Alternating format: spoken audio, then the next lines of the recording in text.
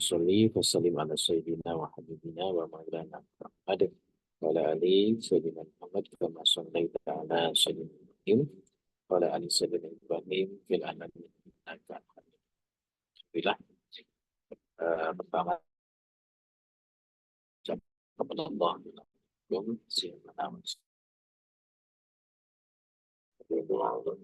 bulan Syawal ini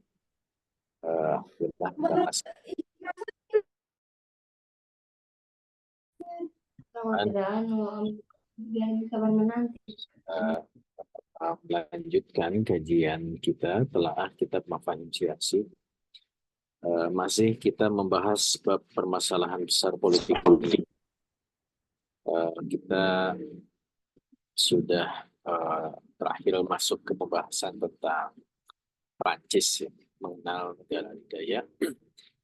Setelah sebelumnya Inggris, kita sudah masuk ke kemarin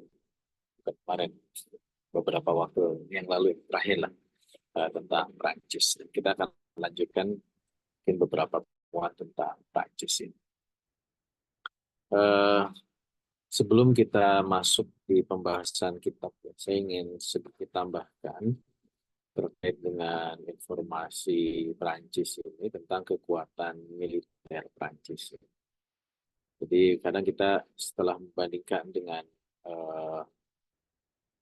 negara-negara adidaya yang sebenarnya seberapa kuat sih Prancis ini.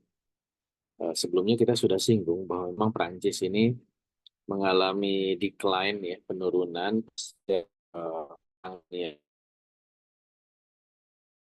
kalau pada saat dunia satu Prancis masih bersama Inggris menjadi negara adidaya. Tapi pasca Perang Dunia Kedua, walaupun Prancis bersama Inggris dan Amerika atau sekutu bersama-sama bisa memenangkan perang dengan mengalahkan Jerman, ya, Nazi, dan juga Jepang. Tapi karena memang arena peperangan di Perang Dunia Kedua ini berada di Eropa dan Prancis ini yang mendapatkan dampak yang sangat besar, ya, pada saat Perang Dunia Kedua. Banyak infrastruktur yang hancur, maka ini yang menjadikan kekuatan Prancis itu mengalami penurunan pasca Perang Dunia Kedua. Dan kita tahu akhirnya kemudian Amerika Serikat bersama Uni Soviet mengambil alih posisi adidaya dunia dan Prancis akhirnya dia turun level, ya, ke negara independen yang berusaha mempertahankan posisi internasionalnya, walaupun tidak lagi menjadi negara adidaya, tapi dia masih menjadi negara major power, negara yang punya kekuatan yang cukup besar, walaupun tidak sekuat sebelumnya, gitu. Dan ini bisa kita lihat, ya, misalkan dari sisi kepemilikan alutsista, kemudian juga dari sisi kekuatan militer, ya, personalia, pemilikan nuklir, termasuk juga anggaran pembelanjaan militer Prancis memang tidak sekuat sebelumnya. Di dalam global firepower itu ditempatkan Prancis itu di urutan 9 sebagai negara yang memiliki kekuatan militer yang kuat. Dengan anggaran belanja militer hanya sekitar 45.000 US dollar per tahun. Jadi sangat jomplang kalau dibandingkan dengan Amerika yang jadi negara adidaya. 10%-nya. Amerika itu di kisaran 500.000 US dollar per tahun. Ini yang kemudian menjadikan Prancis itu tadi semakin melemah kekuatan. Walaupun karena dia adalah negara yang memiliki basis industri kemiliteran, maka Prancis masih punya kemandirian di dalam pengadaan alutsista, termasuk yang juga ramai belakangan diceritakan bagaimana misalkan Indonesia memesan pesawat tempur dari Prancis, ya, Mirage, Kemudian juga Indonesia memesan eh, apa namanya kapal perang ya dari Prancis gitu. Artinya secara industri kemiliteran Prancis relatif punya basis ya, punya dasar gitu. Untuk kelak kalau memang dia punya punya kesempatan untuk bisa menjadi negara adidaya lagi, dia bisa naik lagi level gitu. Tinimbang misalkan negara-negara yang dia tidak punya basis industri militer gitu. Seperti halnya Cina misalkan ya, kalau kita bandingkan, betul dia sekarang posisi kekuatan militernya itu di bawah Amerika. Tapi basis industri militernya itu kan masih belum se se teruji Perancis gitu. Berulang saya sampaikan bahwa memang eh, negara-negara adidaya ya, yang disebutkan di dalam kitab ini mereka punya pengalaman dalam perang, dan pengalaman perang itu untuk menguji kemampuan militer. Nah, sepanjang sejarah kan China ini, China modern ya, itu belum pernah terlibat dalam perang level, sehingga kekuatan militer yang dia gembar-gemborkan saat ini kan taste-nya itu kapan gitu ya. Terakhir yang sedang ramai misalkan bagaimana serangan ya drone dari menuju eh, Zionis Yahudi itu eh, apa namanya bisa dihalau, bahkan akurasi untuk menghalaunya itu hampir 100% gitu. Makanya ini yang jadi perdebatan di dalam diskusi yang ramai saat ini antara Iran lawan institusi Yahudi Israel ini. Eh, ini mau perang atau apa sih gitu ya. Eh, karena memang secara impact kerusakan ya, itu tidak begitu signifikan dari serangan 300-an apa namanya rudalnya Iran. Tapi di sisi lain beberapa hari lalu saya ketemu dengan seseorang yang punya latar belakang eh, artileri pertahanan udara ya. Eh, dia lagi-lagi bercerita bahwa memang peperangan modern itu adalah peperangan teknologi. Gitu. Bahkan seringkali ya konflik-konflik yang ada itu digunakan untuk bagaimana menguji kemampuan teknologi pertahanan suatu negara, termasuk juga yang terjadi di, di Israel ya. Dengan Iron Dome-nya itu dalam serangan dulu oleh Hamas itu memang ada yang lolos, tapi itu menjadi salah satu alat uji kekuatan militer ya, pertahanan artileri pertahanan udara dengan Iron Dome. Dan ini menjadi apa?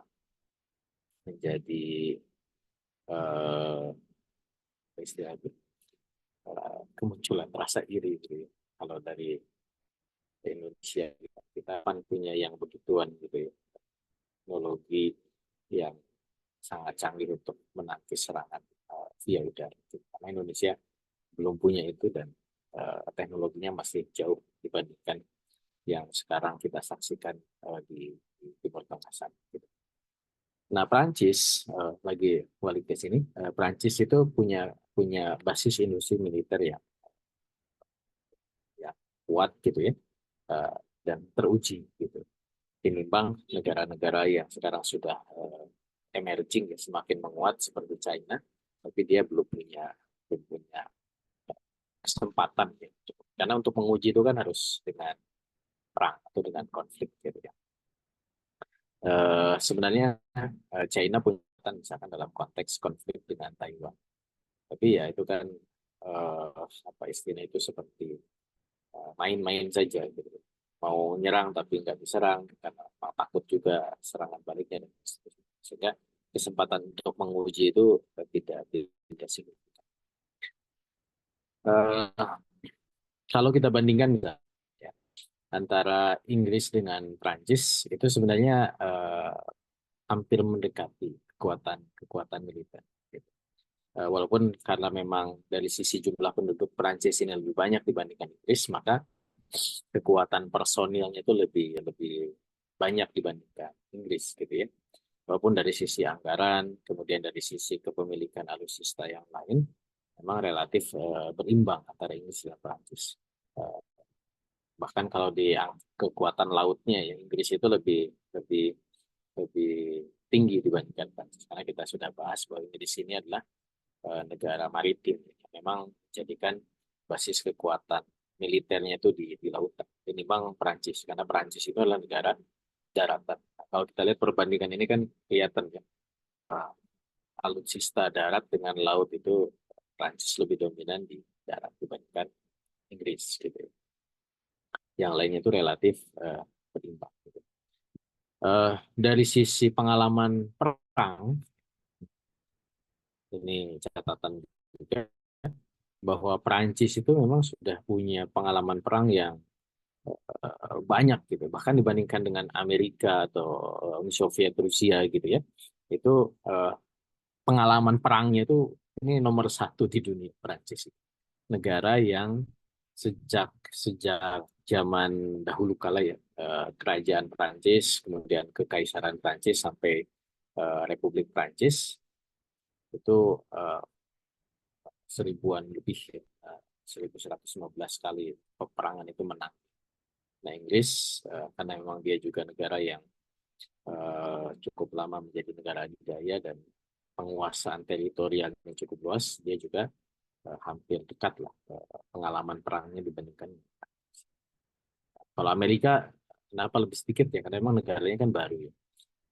Baru muncul tahun 1776 gitu. Sehingga kalaupun dia berperang, selain perang melawan Inggris ya, perang kemerdekaan, sebagai Amerika terlibat di dalam berbagai konflik, Amerika baru baru masuk, apalagi lebih lebih intens ya pasca perang dunia itu. Memang banyak juga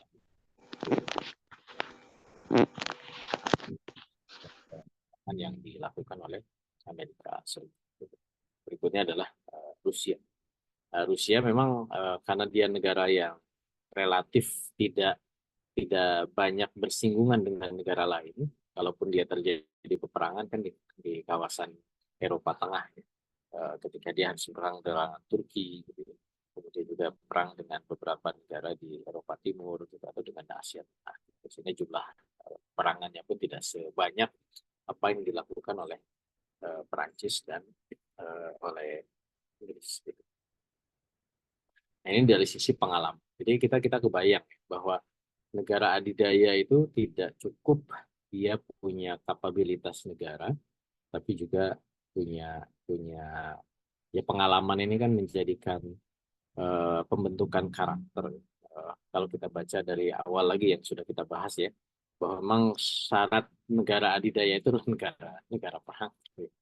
Kalau negara yang sedari awal mendasarkan sebagai negara pecinta damai itu ya eh, ya fakta sejarahnya menunjukkan bahwa tidak ada negara adidaya yang tidak punya karakteristik eh, perang gitu ya. Bahkan Islam di awal kita sudah bahas negara-negara atau bangsa Arab itu adalah bangsa bangsa yang suka berperang gitu. Nah, tinggal kan nanti perangnya itu untuk apa? Nah, itu kan jadi catatan berikutnya.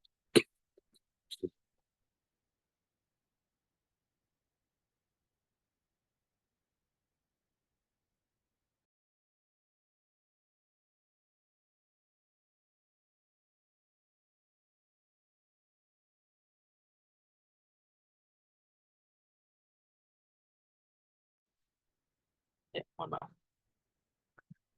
Nah, ini juga kalau kita bandingkan di negara-negara anggota NATO ya. Tadi baru bandingkan Inggris Prancis. Nah, kalau dibandingkan lagi dengan Jerman, dengan Amerika, memang dari sisi ya Amerika jelas ya, lah ya. Jumlah tentara juga 1 juta lebih ya. Kemudian juga arsenal baik dari sisi eh, apa namanya kapal perangnya, kemudian jet tempurnya ya. Kemudian juga kapal nuklirnya dan juga anggaran buat perang itu memang Amerika jauh lebih banyak. Tapi kalau di Eropa, 3 negara ini, Inggris, Prancis, Jerman ini memang relatif berimbang lah ya. kekuatan. Makanya kita melihat bahwa sampai sekarang kan persaingan negara-negara di Eropa itu ya 3 negara ini plus Rusia lah ya, kalau memang mau kita sebut ya. Tapi ya tiga negara ini termasuk juga dalam posisi di Uni Eropa ya. Persaingan antara Inggris, Prancis, Jerman gitu. Ini sudah keluar. Tinggal Prancis dengan Jerman. Nah, cuman Jerman ini kan masih dalam posisi dia di bawah penguasaan Amerika Serikat yang pasca Perang Dunia Kedua. Gitu. Tapi Prancis juga masih belum bisa uh, apa, uh, menyaingi ya, atau mengambil alih pengaruh Amerika Serikat di Eropa dibandingkan dengan Indonesia. Inggris relatif bisa lebih independen dibandingkan uh, nah ini dari sisi uh, ranking teknologi pertahanan. Jadi kalau Prancis itu urutan kedua bersama dengan Rusia di ruang Amerika. Bahkan dibanding Inggris, tadi Prancis itu secara teknologi pertahanan dia lebih bagus dibandingkan bahkan dibandingkan Jerman. Ya sedikit di bawah bawah dari sisi ranking teknologi. Artinya teknologi pertahanan ini adalah kemampuan untuk mandiri dia membentuk kekuatan. Ada basis industrinya yang kemudian di salah satu keunggulan dari Prancis. Di mana nah kalau dibandingkan dengan negara-negara lain seluruh dunia ya, tentang anggaran keuangan untuk belanja militer memang Prancis itu 2,2% dengan Amerika terkecil. Yang paling tinggi itu nih Saudi ya, Saudi atau ya GDP-nya itu dilihat berapa. Ini persentase GDP. Memang persentasenya besar daripada GDP kecil ya tentu pembelanjaannya juga sedikit. Ya. Tapi setidaknya alokasi buat belanja militer itu relatif tinggi dibandingkan negara-negara lain. Indonesia itu nggak nyampe 1%. Kita tahu di APBN anggaran Kementerian Pertahanan itu nomor 2 di bawah Kementerian Pendidikan, gitu ya. Karena pendidikan kan itu diamanahkan oleh Undang-Undang Dasar 20%. Pertahanan itu nah, cuman dari keseluruhan GDP tidak sebanyak negara-negara. Nah, termasuk juga keberadaan perusahaan militer ya. Memang di Prancis ini relatif cukup besar lah ya, kalau lihat dari bulatnya ya. Ini kan Amerika, Rusia, Cina, Jepang, Korea, kemudian di Eropa itu ya Inggris, Prancis, Jerman. Itu yang dominan military service company. Dari sisi produksi persenjataan memang dia punya basis di industri persenjataan. Nah, termasuk juga ini yang lagi yang lebih yang terkini ya senjata drone. Prancis itu dia punya senjata drone sampai di 591 senjata. Ini senjata yang terbaru, yang ramai kemarin kan Iran 300 itu tapi dia diterbangkan ya via drone. Karena ke depan ini untuk penghematan drone itu kenapa sih? Pertama murah dibandingkan harus menerbangin pesawat ya. Pesawat itu satunya ya mungkin 1 triliun satu pesawat itu. Drone lebih murah. Kemudian dia tanpa personil, kalaupun jatuh ya orangnya selamat gitu. Kalau pesawat kan ada orang dan dia apa namanya drone ini semakin teruji untuk bisa melakukan penyerangan secara senyap gitu ya, teridentifikasi oleh radar misalkan karena dia bisa terbang rendah dan seterusnya gitu ya. Makanya kemudian sekarang drone itu semakin dilirik untuk memperkuat pertahanan militer Indonesia termasuk yang tertinggal ya terkait dengan drone. Karena kita nggak ada data kita punya berapa, karena memang mungkin belum punya. Kalaupun ada masih prototype gitu ya, masih apa, coba gitu ya, belum menjadi satu kesatuan militer drone gitu ya. Dan masih juga jadi perdebatan drone ini masuk ke angkatan udara kan, atau angkatan darat atau dibikin angkatan yang baru gitu ya. Nah, ini apa istilah itu, nomenklaturnya itu masih belum tersedia di Indonesia. Nah, dibandingkan negara-negara lain nggak peduli nomenklatur, yang penting bikin senjatanya, kembangkan, kemudian ya bersiap perang dengan. Dan perang drone ini sudah nampak gitu.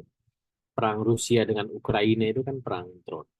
Dan kemarin juga serangan dari Iran ke Israel itu juga via drone. Jadi ini apa istilahnya itu, pameran eh, persenjataan ya, teknologi persenjataan terkini lah gitu di dalam berbagai konflik internasional. Sekarang jumlah negara ini data yang belum update ya, 2019. Dulu hanya 60 negara aja yang punya drone, sekarang ya mungkin sudah 100 negara yang sudah punya drone. Dan produksinya dari mana? Nah, ini banyaknya dari Amerika, Israel, dia punya produksi drone. Kemudian China, juga lagi-lagi Prancis. Prancis itu menjadi salah satu negara yang juga punya basis industri. Termasuk salah satunya adalah drone. Nah, yang terkini lagi selain drone itu adalah cyber, ya. Serangan cyber. Walaupun memang cyber ini kan tidak merusak infrastruktur atau tidak menimbulkan kerusakan fisik, tapi yang ada adalah kerusakan software atau apa namanya, jaringan dan sebagainya. Tapi negara-negara juga sudah semakin mengembangkan kemampuan cyber power. Nah, cuman kalau kita lihat dari peta ini, memang baru hanya sekitar 30-an negara. Ini data 2020 ya, 4 tahun lalu. Tapi ini relatif update. Hanya sekitar 30-an negara yang dia punya cyber power. Bahkan Indonesia aja masih belum ada ya, masih warna abu-abu. Uh, itu Amerika, Cina ya, Inggris. Nah, di level berikutnya ada Jerman, Prancis, ya, Rusia, Australia, Kanada. Ya. Bahkan Malaysia saja sudah mengembangkan. Nah, Indonesia belum.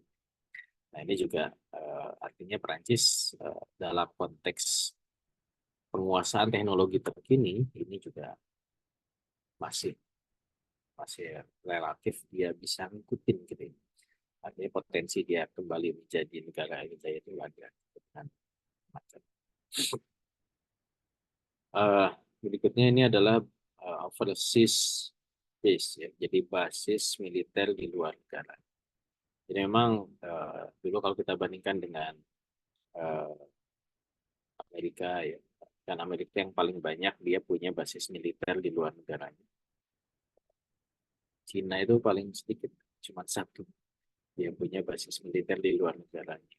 Ini di Somalia ya, Somalia. Nah, Perancis memang tidak sebanyak Inggris dan Rusia. Amerika yang dominan, tapi dia masih punya pengaruh untuk bisa menempatkan basis-basis militer di luar wilayah, terutama di kawasan atau di daerah-daerah yang dulu pernah menjadi wilayahnya Prancis ya. Di Pasifik, kemudian juga di Afrika, ya. Di Timur Tengah ada satu, kemudian juga di benua Amerika. Nah, artinya bahwa penguasaan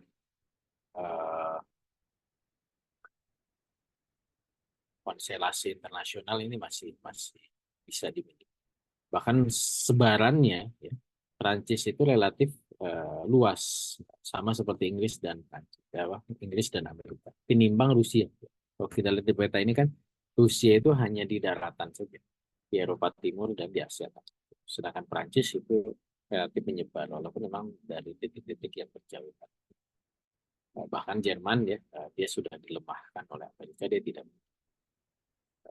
basis militer di luar negeri.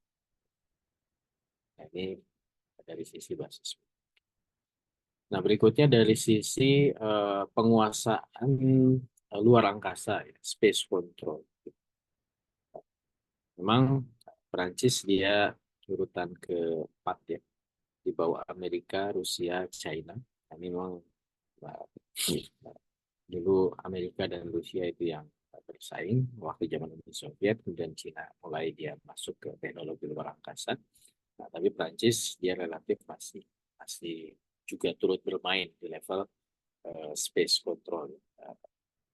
Ini dari sisi military satelit ya. Jadi satelit militer yang dikendalikan. Kalau kita lihat Prancis ada 10 satelit yang dia kendalikan dari sisi kemampuan luar angkasa. Nah, negara-negara lain juga sudah ada. Di sini Indonesia punya satelit, cuman Indonesia tidak punya satelit militer. Tinimbang misalkan Mesir, Qatar itu punya gitu. Kemudian juga Muslim lain ya, Iran, kemudian ya itu ya. Yang negeri Muslim itu hanya Iran, kemudian ada Libya ya, tapi Libya ini sudah hilang. Kemudian tadi ya Turki ya, kemudian Mesir dan Qatar. Bahkan negara tetangga punya ya, Thailand, Indonesia mantap. Itu negara yang dengan tujuan damai, suka kekuatan militernya tidak terlalu mencurahkan. Nah ini misi Prancis ya, misi militer Prancis di luar negara. Jadi tadi ini kaitannya juga dengan basis militer. Jadi Prancis itu punya sekitar 30 ribuan tentara yang ditempatkan di luar negara dengan berbagai misi ya, baik misi PBB, ya, misi Uni Eropa, termasuk juga misi yang langsung Prancis turun di NATO, OTAN itu NATO ya, seperti misalkan misi-misi langsung ya, di Senegal, di Gabon, di Afrika, dan juga eh, di Timur Tengah ya, bersama dengan Amerika untuk kasus di Suriah. Itu juga ada 600-an militer Prancis. Artinya memang kalau dilihat dari sini, Prancis itu masih punya kemampuan juga dia menempatkan militer di luar wilayah. Tidak hanya sekedar tadi ya pos ya, tapi juga misi. Gitu. Uh, ya tentu misi ini kan ada yang misi perdamaian kayak PBB atau Uni Eropa, uh, tapi juga ada misi operasi militer. Jadi cara membayangkannya begini. Jadi kalau negara itu dia punya misi militer di luar, berarti dia punya kemampuan gitu. Untuk kemudian secara anggaran, secara teknologi, secara uh, personil ya, kemampuan SDM untuk melakukan misi itu.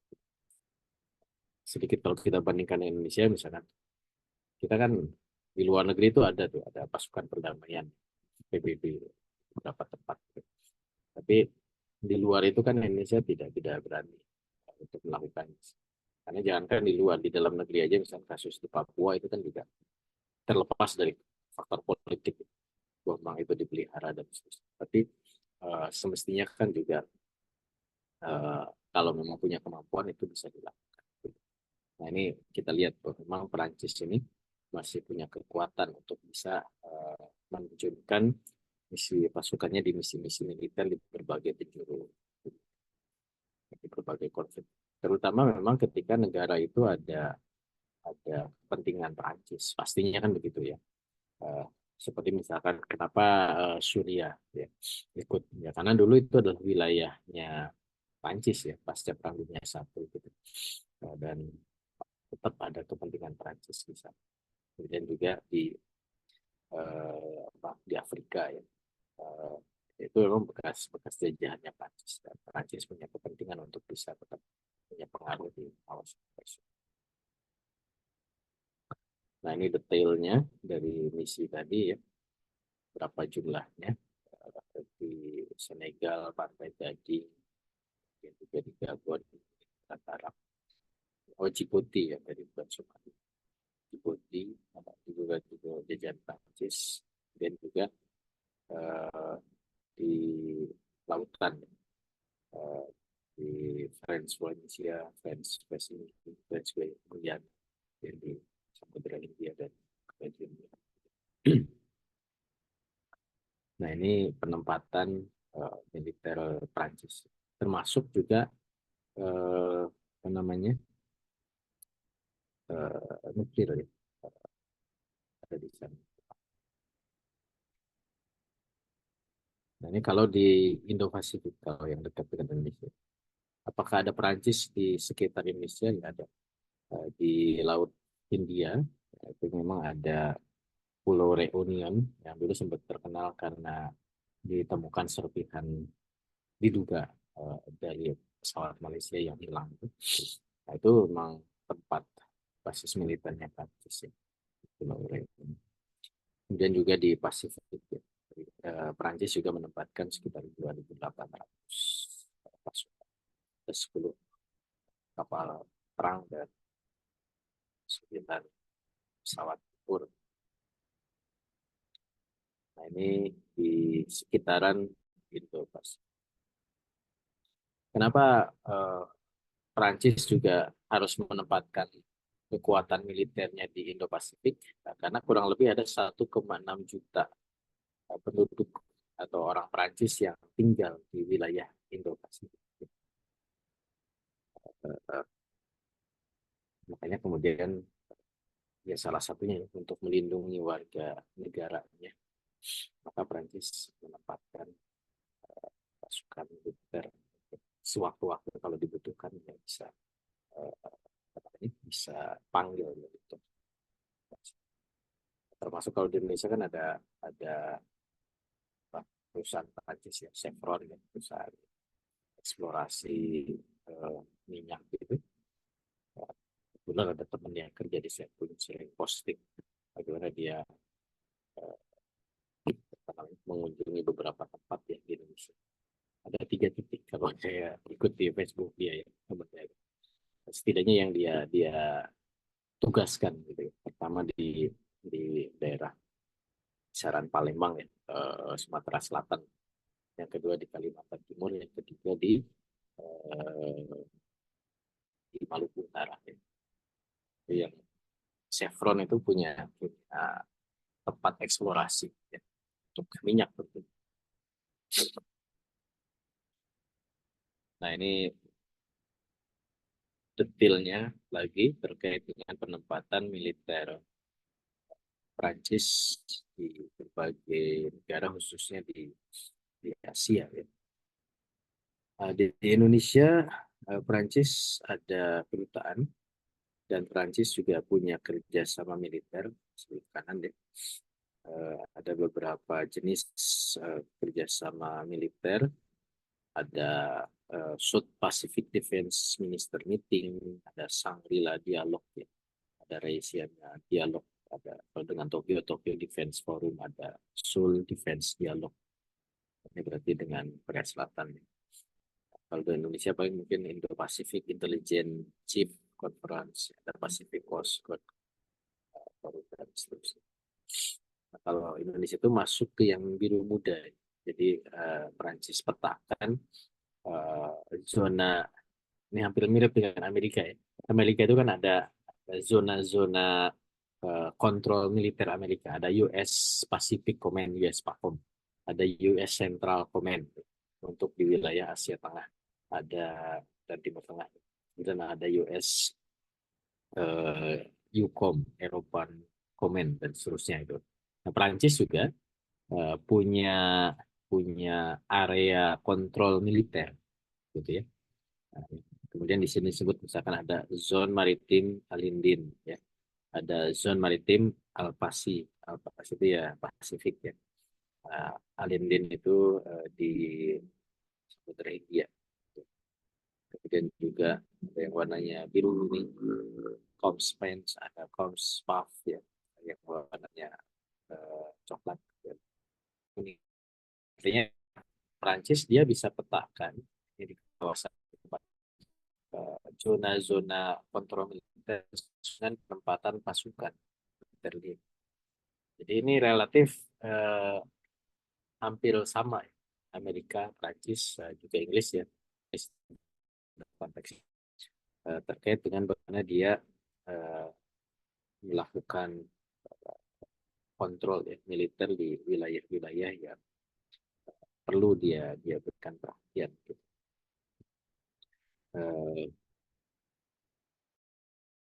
Ini Prancis di Pasifik. Oh, ini hampir sama dengan tadi.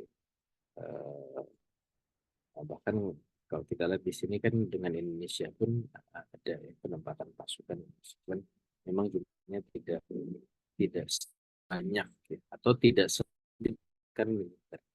Kayak misalkan di mana di permanent area presence di pas Zoe ya. Ini kan jelas ada tentaranya 1.450,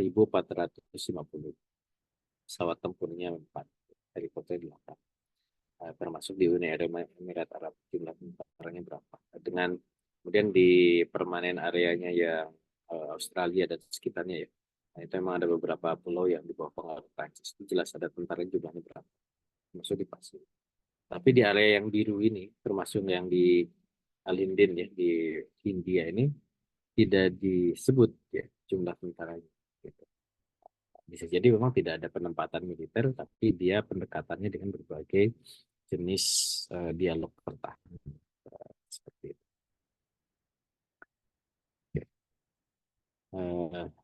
Nuklir, Prancis dia punya 300-an hulu ledak nuklir. Ini urutan ketiga setelah Rusia, Amerika. Rusia memang paling banyak ya, 53% hulu ledak nuklir. Amerika di bawahnya 42%. 9.000-an Amerika. Prancis masih punya 300-an hulu ledak nuklir. Ya. Jadi memang potensi kekuatan nuklirnya masih tinggi gitu ya, Prancis ini.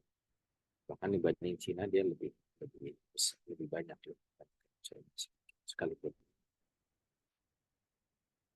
Nah, terakhir tentang kekuatan militer ini dilihat dari aspek apa namanya?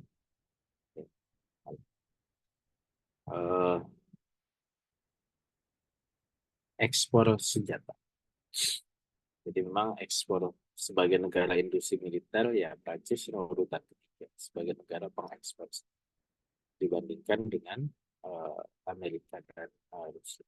Itu 7,9% senjata dunia itu berasal dari Prancis. Bawahnya Jerman, baru Cina dan seterusnya. Nah, jadi alhasil memang kalau kita lihat ya dari kekuatan militer yang dimiliki oleh Prancis ini, Prancis ini masih negara yang sangat powerful, sangat kuat dari aspek kekuatan militer dan ya, masih layak lah kalau kita mau sebut sebagai negara calon kandidat. Baik, mungkin itu dulu ya di pertemuan malam ini. Sebelum nanti kita masuk ke pembahasan berikutnya, kita walau-walau.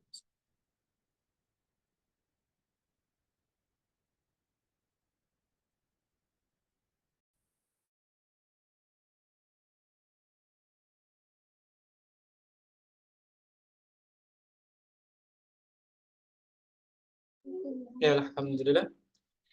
Bapak Ibu jamaah sekalian, kita dipaparkan data-data kekinian ya berkaitan dengan potensi maupun kekuatan militer dari salah satu negara adidaya atau yang lebih tepatnya Prancis ya hari ini yang atau malam ini dikupas oleh beliau.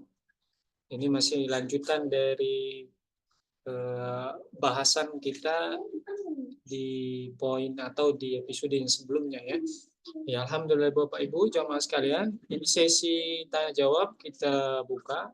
Buat Bapak Ibu yang ingin bertanya sekaligus bisa menjadi momen diskusi kita. Buat Bapak Ibu yang ingin mengajukan pertanyaannya silakan.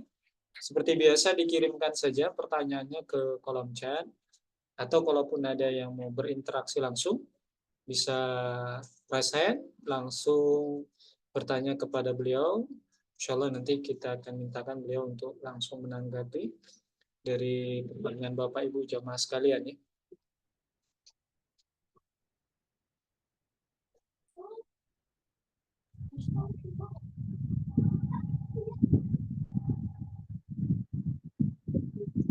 Ya, silakan Ibu. Monggo.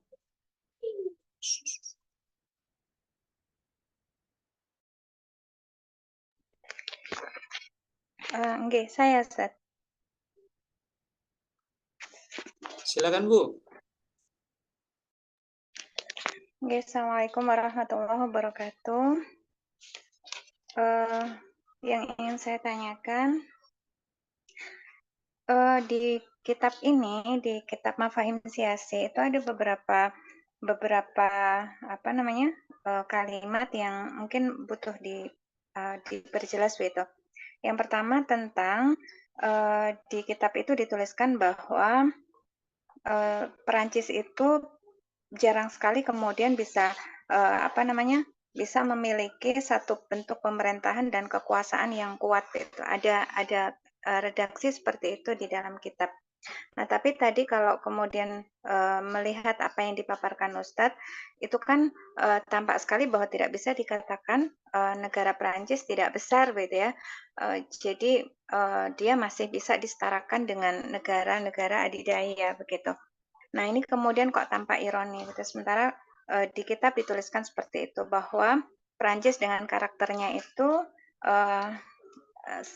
akan kemudian menampakkan atau tidak memiliki pemerintahan yang kuat gitu, pemerintahan dan kekuasaan yang kuat. Nah, kok tampak ironi gitu.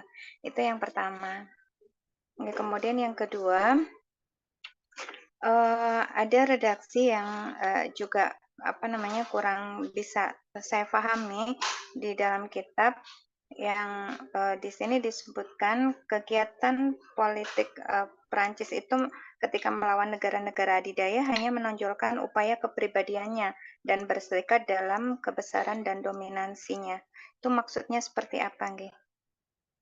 Nggih, itu sampun dua itu Ustaz, jazakumullah khair.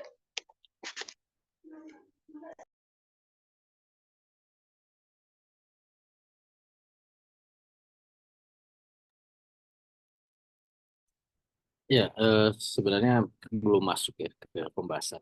Soalnya nanti di minggu depan.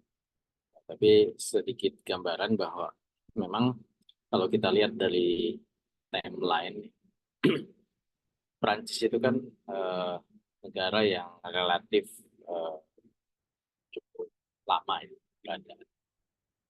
Dan dia apa namanya berubah-ubah gitu ya negaranya itu. Mulai dari dulu kerajaan, kemudian menjadi republik. Bahkan republik itu kalau kita lihat di timeline-nya itu ada beberapa fase republik. Ada republik ke-1, republik kedua, republik ketiga, republik keempat. Dan sekarang itu disebutnya sebagai Prancis fase republik kelima. Gitu. The Fifth Republic. Gitu ya. Nanti minggu depan kita akan singgung tentang apa namanya timeline perubahan-perubahan politik di Prancis.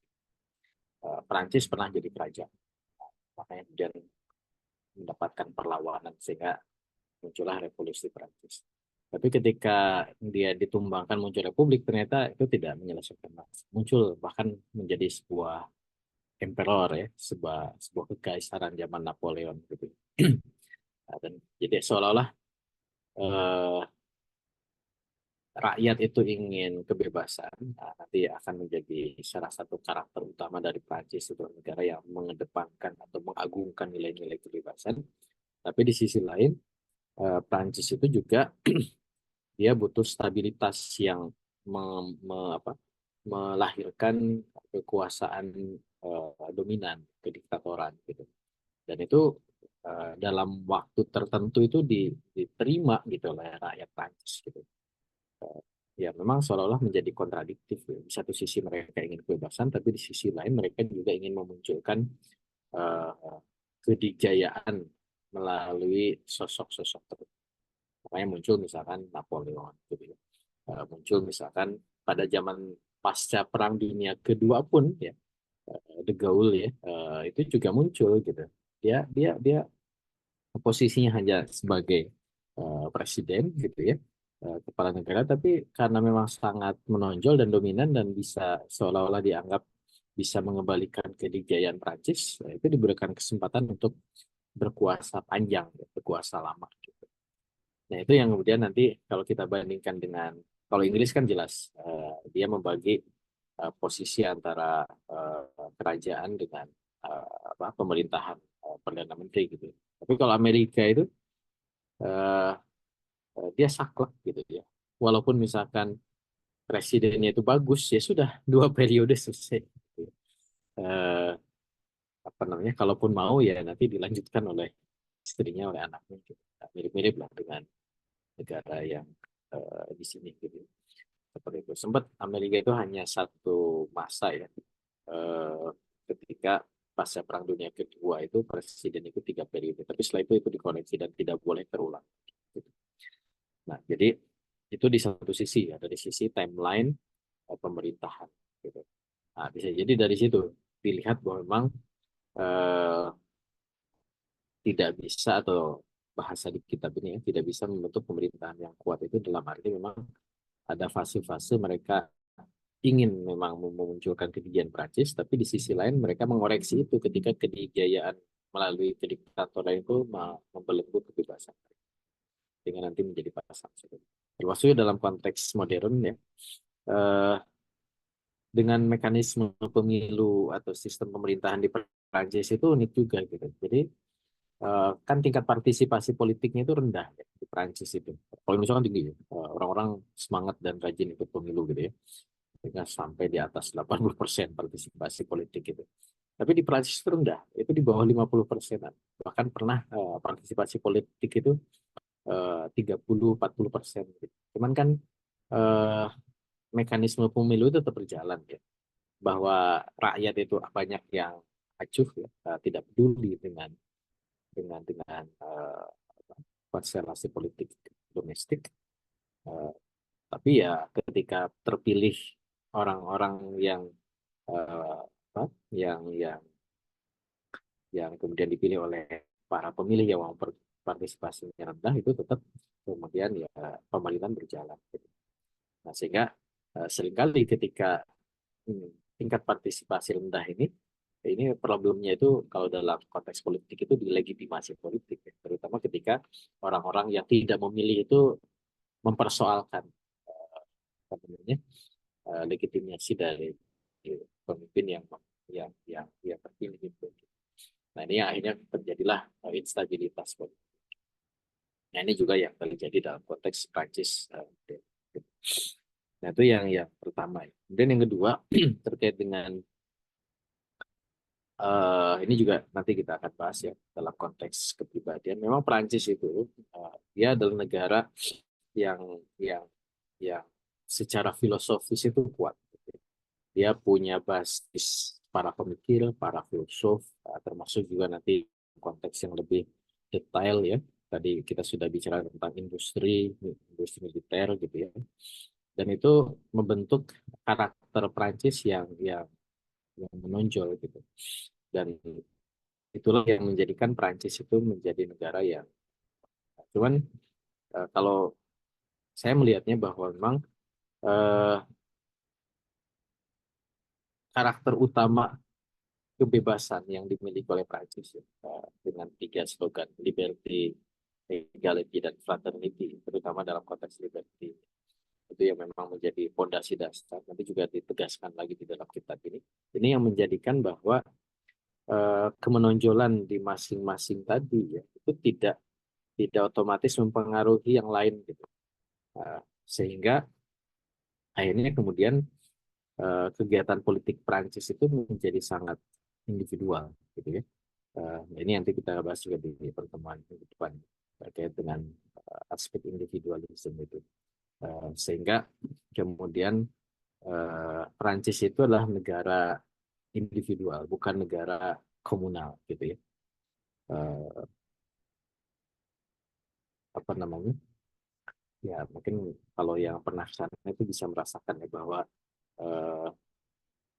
kenapa Indonesia itu negara yang ramah gitu ya. Orang yang kesulitan di jalan sering kita bantu, kita itu yang kemudian membedakan dengan karakter kalau dulu kita bahas tentang Arab ya. Jadi suka perang tapi dia suka menolong. Nah, kalau Prancis itu dia karakternya individualistik.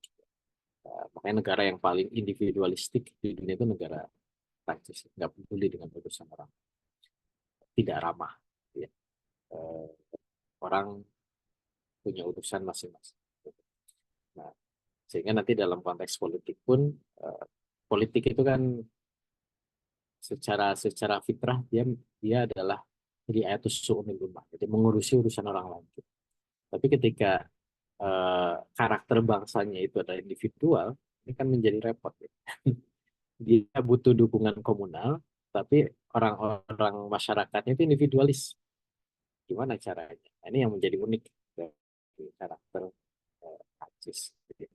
Jadi nanti menonjol dalam konteks politik internasional. Sehingga nanti juga disebut di dalam kitab ini bahwa Prancis itu seringkali dalam konteks politik internasional itu tidak, ya karena memang individualis ya, dia berusaha individualis tapi untuk memasukkan kepentingannya itu dia nembeng gitu ya. Prancis Inggris itu seperti anjing dan kucing gitu ya, musuhan tapi barengan gitu. Anjing kucing ya gitu ya. Ya musuhan tapi barengan itu Inggris dan Prancis gitu. Bersekutu tapi mereka juga seringkali bersaing di dalam persekutuan. Itu karakter yang berbeda dari Prancis dan Inggris. Walau insya Allah nanti kita elaborasi lagi di pertemuan. Ustaz. Ya, alhamdulillah. Menyambung Ustaz terkait dengan pemaparan tadi. Sebelum kami lupa berkaitan dengan industri militer tadi ya yang dikembangkan di negara Prancis. Boleh sedikit diperjelas Ustaz bahwa dari dulu hingga sekarang bahwa di industri militer Prancis itu berkembang. Lantas apa yang menjadi motif mereka hingga hari ini mereka itu masih eksis ya kita bilang di dunia industri militer mereka. Motifnya apa nih Ustaz? Sehingga eksis lah ya, eksis hingga hari ini. Yang kedua, di samping motif ya kita bilang, karena kan setiap negara adidaya punya motif sendiri. Mereka mengembangkan industri militer mereka. Yang kedua, pemainnya siapa nih Ustaz? Kalau untuk di level Prancis, apakah juga seperti di Amerika ada beberapa korporasi atau memang sudah badan usaha ya atau badan usaha negaranya atau gimana nih Ustaz? Ya tentu dalam konteks kapitalisme modern ya pentingannya pragmatisme ya. Dia jualan senjata gitu. Walaupun di sisi lain kalau senjata itu beda dengan komoditas lain karena memang itu apa namanya barang yang strategis gitu. Sehingga jual senjata itu pasti akan membangun apa namanya kebergantungan. Jadi tidak mungkin negara itu jual senjata dengan seluruh teknologi. Pasti dia jualan senjata itu menjadikan negara yang membelinya itu bergantung kepada penjual. Itu selalu begitu ya. Masalah spare part, masalah suku cadang ya, masalah alih teknologi dan seterusnya. Bahkan kalau pesawat tempur ini cerita dari pilot gitu. Kita kan punya F-16, kita beli Sukhoi gitu. Itu speknya itu ya pasti beda, tapi sistem operasinya juga beda gitu. Nggak kayak sekarang model HP itu kan Android bisa dipakai di semua HP kan, mau HP Cina, HP semuanya pakai Android gitu. Tapi kalau di teknologi militer nggak bisa begitu. DS apa namanya, sistem operasinya itu harus beda. Sehingga di situ nanti menimbulkan kebergantungan antara konsumen dengan produsen. Dan kebergantungan alutsista itu kebergantungan yang strategis. Kenapa strategis? Karena ya secara militer dia bergantung.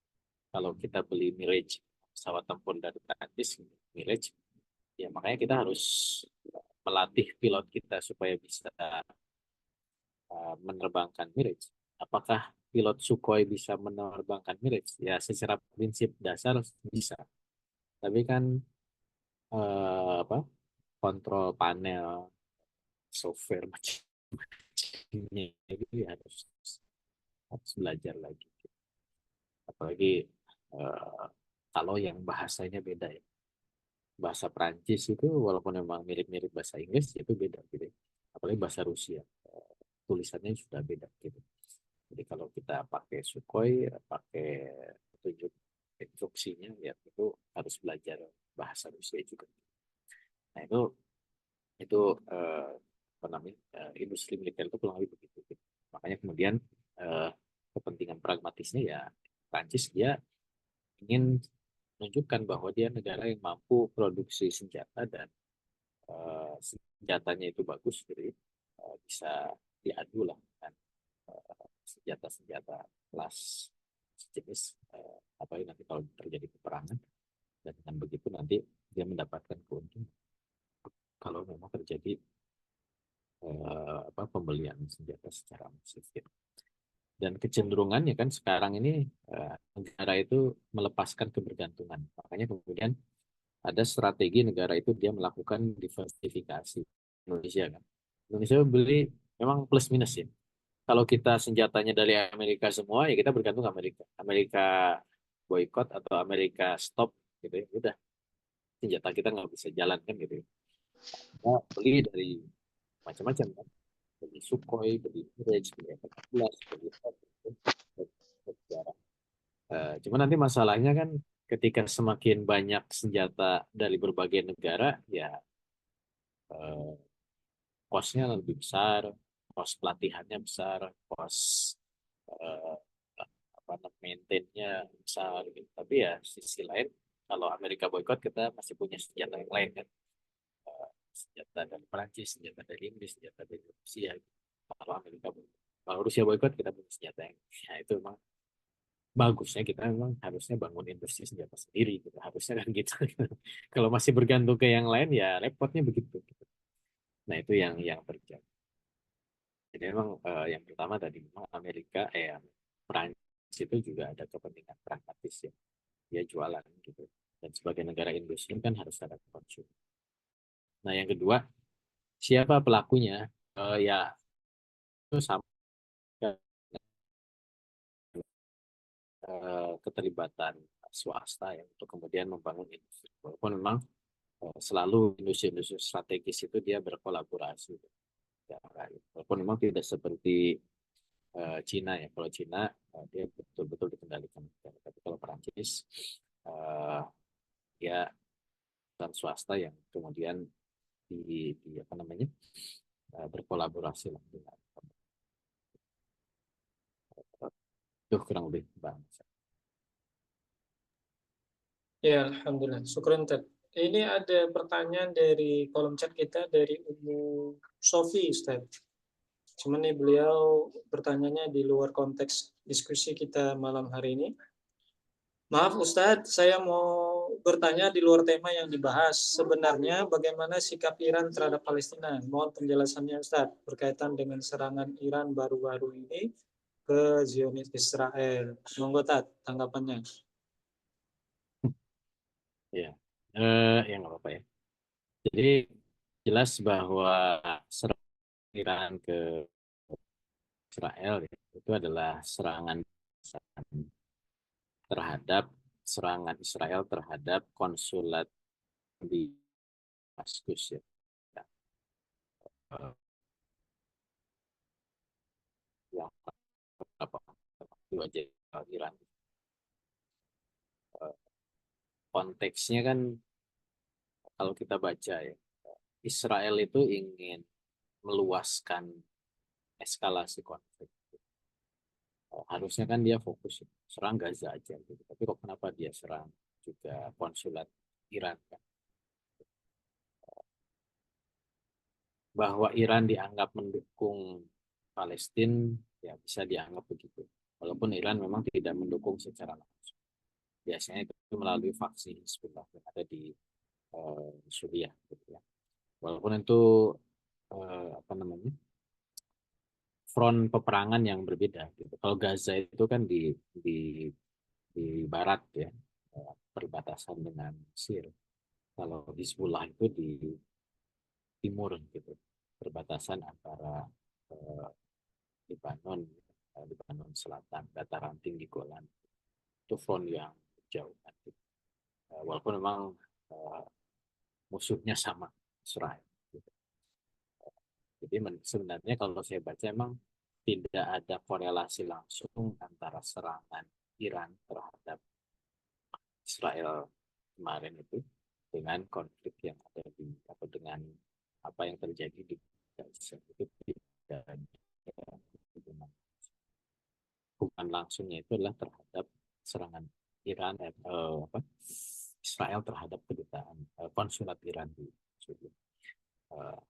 Dan memang menarik gitu, serangan itu kan dikonfirm itu oleh pejabat dari Amerika bahwa itu diberitahu dulu bahwa Iran menyerang gitu ya, diberitahu jumlahnya, lokasinya, target. Serangan menyerang, bukan tembakan menyerang, tapi saya mau nyerang, saya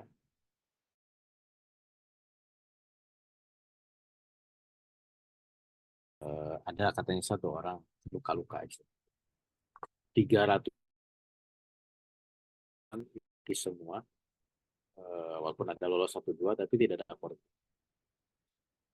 Dan Iran menyatakan selesai gitu ya, tidak ada dianggap selesai lah sebagai merespon serangan. Walaupun sekarang dunia soal heboh gitu kan, takut perang dunia ketiga dan sebagainya. Kalau saya membacanya memang tidak akan sejauh itu gitu. Karena apa namanya, ada ini lah, ada kontrol gitu. Siapa yang kontrol kawasan itu Amerika Serikat. Amerika prinsipnya begini, teori dasarnya. Sekarang siapa yang menghegemoni? Jadi Amerika itu akan mempertahankan status quo, mempertahankan hegemoni. Ketika ada situasi yang tidak terkendali, maka itu akan dihindari. Perang itu adalah situasi yang tidak terkendali. Makanya perang besar itu akan dihindari oleh Amerika. Kalaupun terjadi serangan-serangan, itu serangan yang terukur, serangan yang tidak mengeskalasi, tidak meluas. Ini nyerang, respon, udah. Kamu puas, sudah nyerang, udah puas. Udah puas, sudah nyerang, mati, balas, sudah selesai. Gitu. Nah itu yang bagi Amerika itu begitu. Gitu. Karena kalau dia tidak terkendali, itu akan mengubah konstelasi. Dan kalau mengubah konstelasi, maka yang dirugikan adalah ya Amerika. Teori sederhana. Jadi uh, uh, kecuali kalau memang Iran itu punya niat untuk mengubah konstelasi. Cuman kan kalau mengubah konstelasi nggak gitu caranya. Masa nyerang ngasih tahu ke Amerika. Kemudian juga menyatakan selesai. Ya kalau memang mau perang mengubah konstelasi, persiapannya juga serang lagi, industrinya diperkuat. Dan seterusnya. Kalau ini kan seolah-olah karena saya saya tampar balik, sudah puas, sudah selesai. Ya, mungkin sederhananya begitu ya, kalau saya membaca. Walau